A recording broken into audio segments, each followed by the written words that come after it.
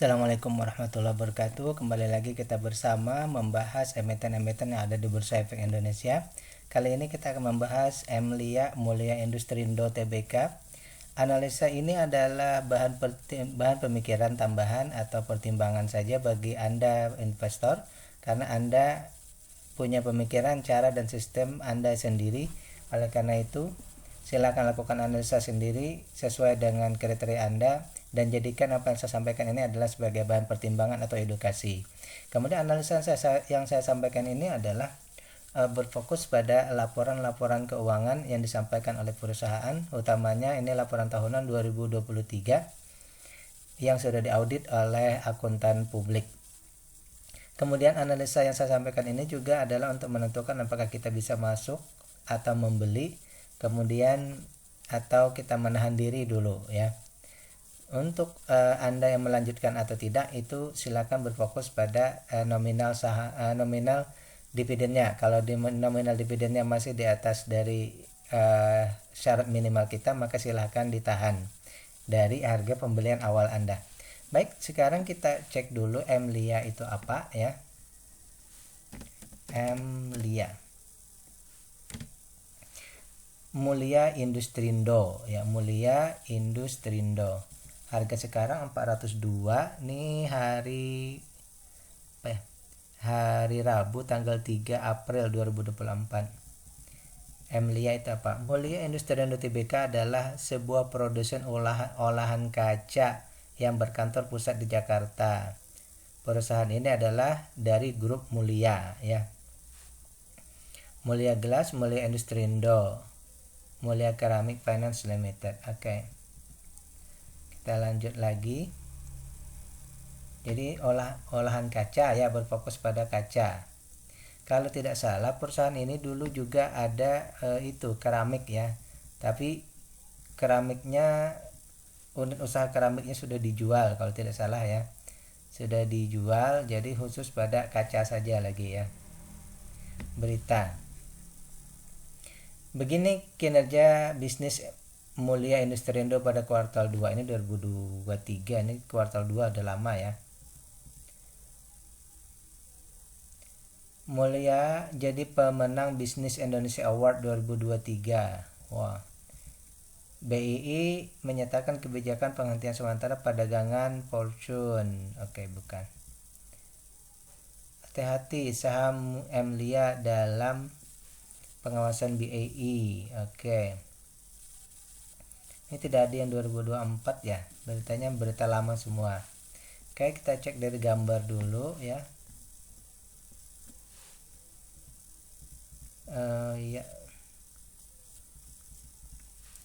Yang saya tahu bahwa MLIA ini sahamnya bukan produknya itu berupa kaca untuk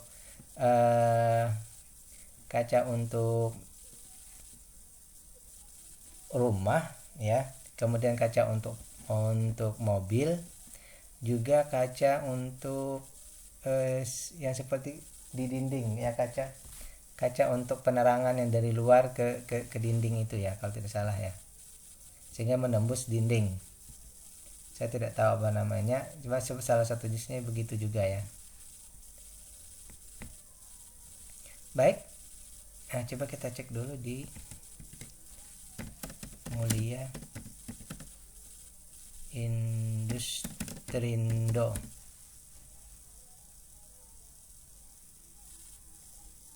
Kita cek semua dulu ya. Ada. Oke, ada nih. Profil bisnis.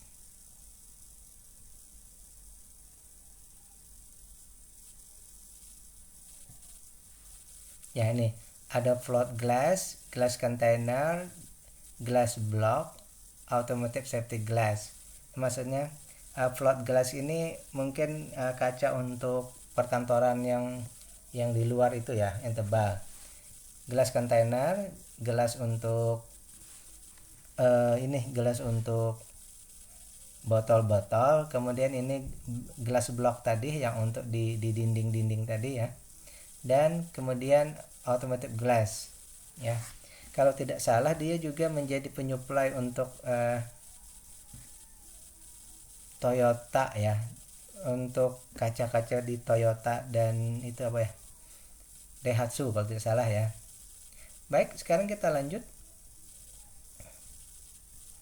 ke laporan keuangannya ya, laporan keuangan Mlia. Harga sekarang tadi berapa ya, saya lupa, kita cek lagi.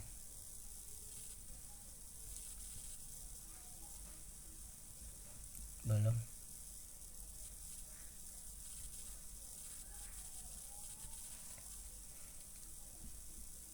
$402 ya, 402. Harga sekarang 402. Harga di bursa, harga yang disetujui oleh para investor itu 402 ya. 402. Sedangkan nilai perusahaannya itu asetnya seluruhnya dibagi dengan lembar saham semuanya, maka nilainya 750 ya. Jadi harga sekarang kalau kita membeli dibandingkan dengan nilai perusahaannya itu, harga sekarang baru di 54% ya. Harga sekarang baru di 54%. Berarti di sini ada diskonnya ya. Ada rentang yang jauh antara harga sekarang dengan perusahaannya ya, untuk sampai ke harga perusahaannya. Berarti untuk sampai ke harga bukunya saja, nilai perusahaannya saja itu ada 46% jaraknya ya. Berarti ini bisa beggar, apalagi kalau sampai ke nilai mahalnya. Berarti ini nilai sampai pertumbuhannya yang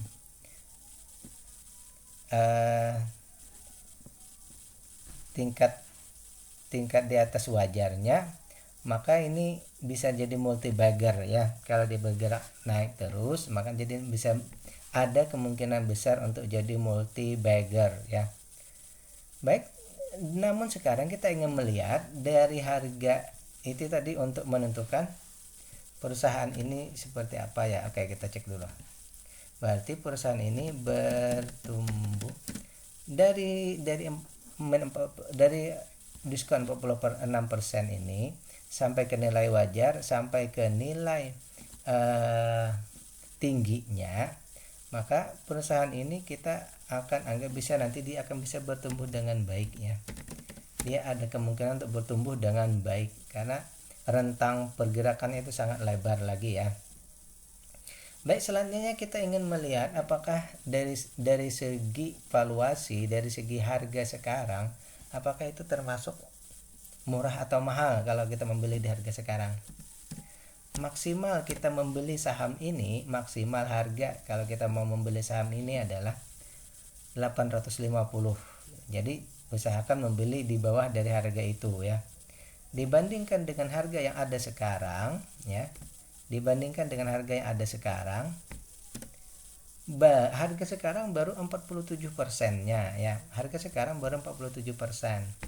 Berarti diskonnya ini adalah sebesar 53%. Diskonnya besar sekali, lebih dari separuh ya. Berarti dari valuasinya ini sangat murah ya, menuju ke harga wajar maksimalnya aja sudah bagger ya. Apalagi nanti kalau dia sampai ke wajar valuasi mahal, maka mungkin bisa menjadi multi bagger. Jadi dua data untuk valuasi ini sangat mendukung keduanya ya, untuk perusahaan ini bisa menjadi multi bagger. Jadi saya hitung sini valuasi murah. Kalau istilah orang-orang di bursa ini namanya ada yang bilang Mercy harga bajai ya. Ini termasuk salah satu saham Mercy harga bajai. Nah, sekarang kita ingin mengecek langkah ketiga, memastikan apakah dengan yang murah-murah ini didukung oleh fakta ketiga. Fakta ketiga ini penentu ya, penentu. Apakah perusahaan ini peduli dengan investor? Nah, ini yang penting ya. Apakah perusahaan ini peduli dengan investor ya? Sebelumnya ini baru tahun ini tahun yang lalu baru pertama kali perusahaan ini membagikan dividen ya. Tahun lalu perusahaan ini baru pertama kali membagikan dividen sebesar 20%. Nah, angka itu kalau menurut saya pribadi masih dalam kategori kecil ya. Dengan 20% dari, tapi kita masih memproyeksi berdasarkan masa lalu ya.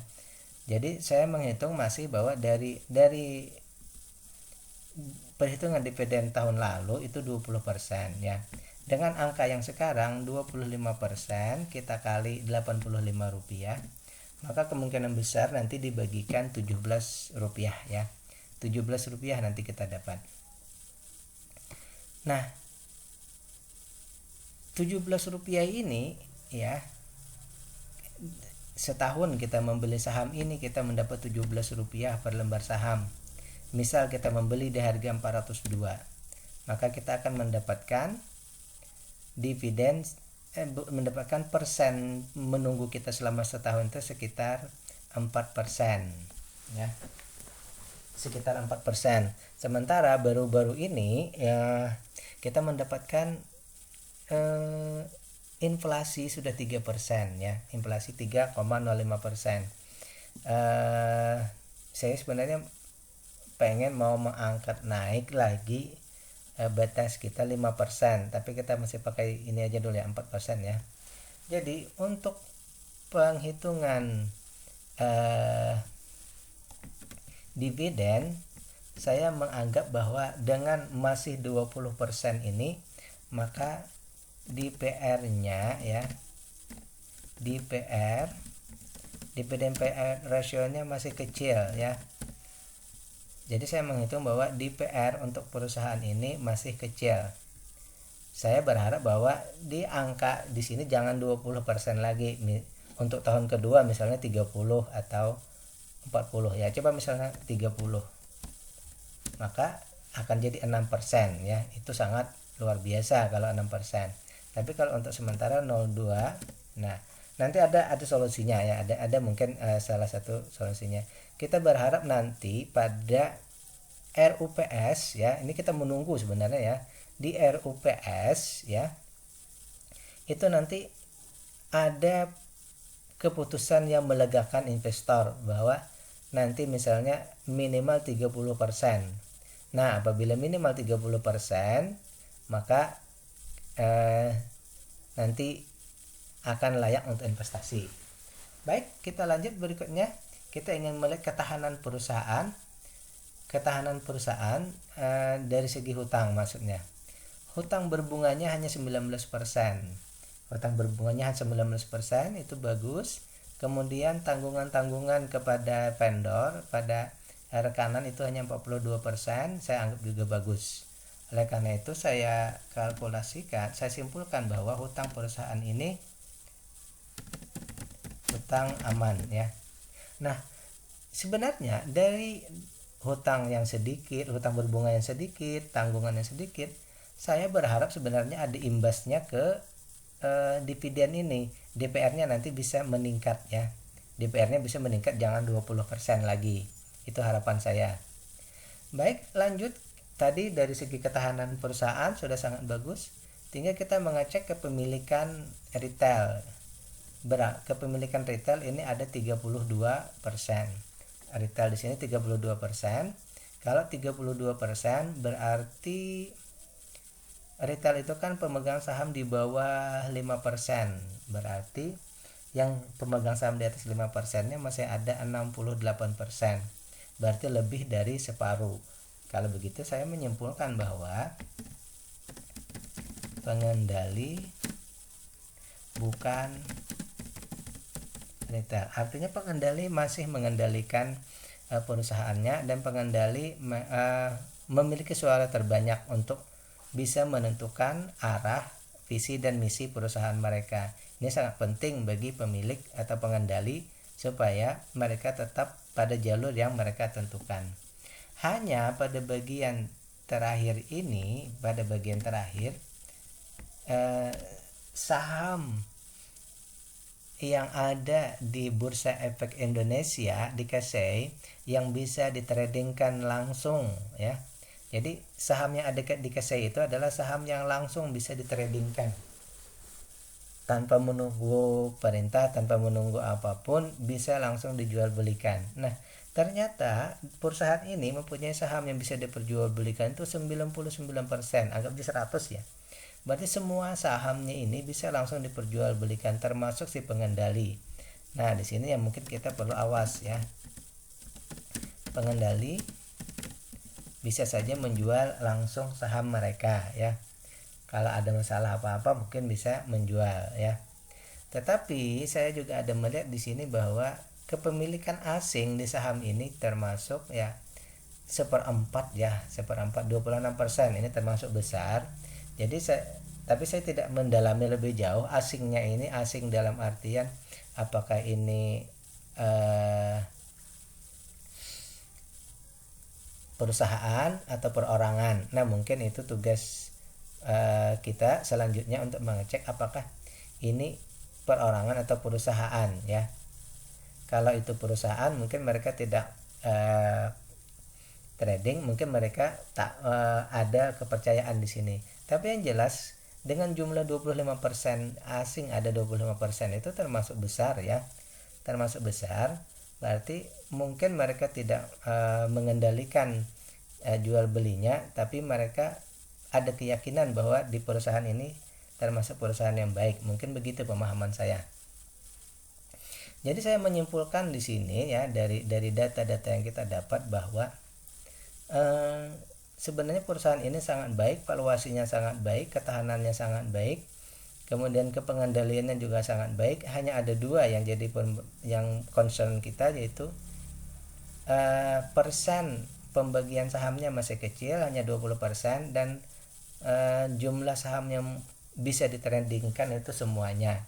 Oleh karena itu saya menyimpulkan menunggu ya DPR membaik. Dari mana caranya? Dengan cara kita menunggu RUPS, dan di RUPS itu nanti diumumkan tidak lagi 20%, tidak lagi pembagiannya 20%, tapi di atas 30% ya, itu. Nah, kemudian bagi Anda yang menjadikan saham ini sebagai watchlist, maka silahkan Anda lanjut dengan mencek good corporate governance-nya. Anda cek perusahaannya atau direksinya atau komisarisnya atau manajemennya apakah ada keterkaitan misalnya dalam tindak pidana atau tindak perdata. Kalau tidak ada berarti semakin klop analisa kita. Kalau tidak, kalau ada berarti silakan hentikan, silakan tidak mengikuti valuasi karena GCG itu nomor 1 ya. Baik, sekali lagi fokus kita untuk saham ini adalah DPR-nya dinaikkan ya.